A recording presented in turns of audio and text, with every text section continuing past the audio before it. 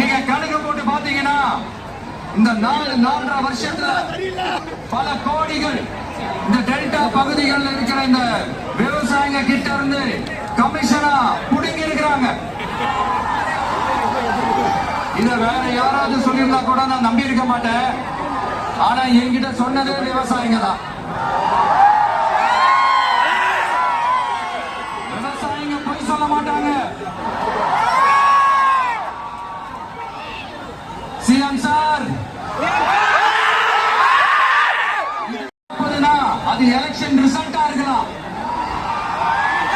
ஆனா இந்த டெல்டா பகுதியில் இருக்கிற விவசாயிகளுக்கு 40க்கு 40னா அவங்க வயிற்றுல அடிச்சு நீங்க வாங்கின கமிஷன்.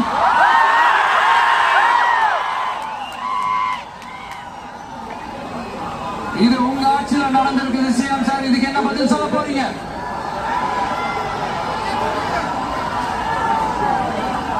நான் அரியலூர்ல ஒரு விஷயம் நான் சொன்ன, திருப்பி நான் பேசுறேன். ஏன்னா அது ஆழமா அவங்க மனசுல பதியணும்ன்றதுக்காக. என்னடா இவன் கேள்வியா கேட்கிறான்னு நினைக்காதீங்க. தீர்வை காண்டி போறதும் தீர்வை நோக்கி போறதும் தான் நம்ம டிவிக்கோட லட்சியமே.